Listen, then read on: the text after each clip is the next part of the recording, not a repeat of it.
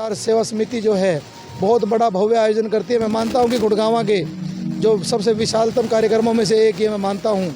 और यहाँ पर बहुत सुंदर व्यवस्था इन्होंने 5 तालाब बना करके की है। तो मैं पूरी समिति को जेपी कुशवाहा जी, भाई प्रदीप जी, दयानंद जी, विजेंद्र जी, साहब सिंह जी, सभी को मेरी तरफ से बहुत शुभकामनाएं देता हूँ। यहाँ पर बहुत से सामाजिक साथी भी आए हैं, जगदेव जी, हमारे अंशुल जी, सभी एक परिवार की तरह यहाँ पर रहते हैं। इनका भी गुड़गांव की तरक्की में मैं मानता हूँ बहुत बड़ा पूरा योगदान है। और इनको पूरा जितनी भी कोई शिक्षा का, स्वास्थ्य का, रोजगार का, सारे इनको भी अवसर पूरे मिलने चाहिए।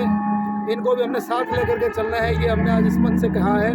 तो सभी भाइयों को साथ लेकर के चलेंगे, गुड़गांव की तरक्की, खुशहाली, विकास करेंगे। गोयल साहब, जैसे कि नगर निगम की बात करें, आपकी सफाई अभियान चल रही है, नगर निगम कहाँ सो रहा है? और छठ घाट को लेकर जिस तरह से बवाल था कि भाई छठ घाट को देना था, मंत्री साहब, मुख्यमंत्री साहब ने कहा था, इधर बोला था उन्होंने कि यहाँ पे घाट बनाया जाएगा, छुट्टी की जाएगी इस दिन की, तो अभी तक वादा पूरा नहीं हुआ। देखिए, मैं आपको कहना चाहता हूँ, आप सब जानते हो सवाल का जवाब तो सरकार देगी। मैं इनका भाई बन करके आया हूँ। हाँ जी। लेकिन मैं ये कहना चाहता हूँ कि साफ सफाई करना, जल को बचाना, हमारे सामाजिक कोई भी फंक्शन हो, हम तो सभी भाइयों के फंक्शन में जाते हैं, चाहे उड़ीसा के भाइयों का फंक्शन हो, असम वालों का हो, राजस्थान वालों का हो, उत्तराखंड वालों का हो। ये भारतवर्ष का एक मिनी इंडिया बन गया गुड़गांव। इनकी बात को मैं आगे तक पहुँचाऊँगा।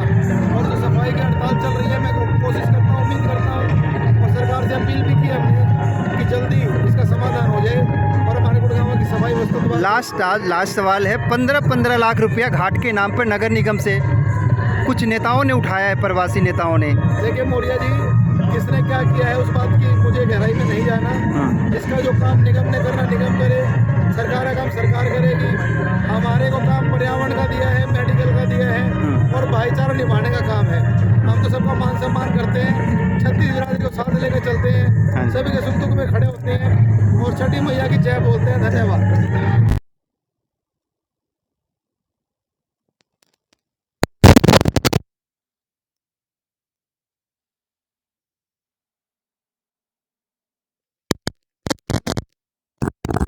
भगवान के चरणों में, छठी मैया के चरणों में प्रार्थना करता हूँ कि हमारे देश विदेश के अंदर जहाँ भी भारतीय बच रहे हैं और जो इस पर्व को मना रहे हैं, सबके घरों में सुख समृद्धि आए, सबका स्वास्थ्य अच्छा हो, माँ लक्ष्मी जी की कृपा बनी रहे।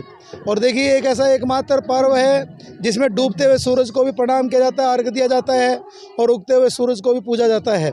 दोस्तों, इस बात का एक महत्व मैं समझता हूँ, मैंने अपने हिसाब से दिमाग लगाया है कि इसका मतलब ये है कि उगते हुए आदमी को, आगे बढ़ते हुए आदमी को तो चढ़ते हुए सूरज को सब सलाम करते हैं। जब अपना कोई दोस्त, यारा, मित्र, प्यारा कोई भी अगर समस्या में भी हो, दुख तकलीफ में भी, तो उसके साथ हमें कंधे से कंधा मिलाकर खड़ा होना चाहिए।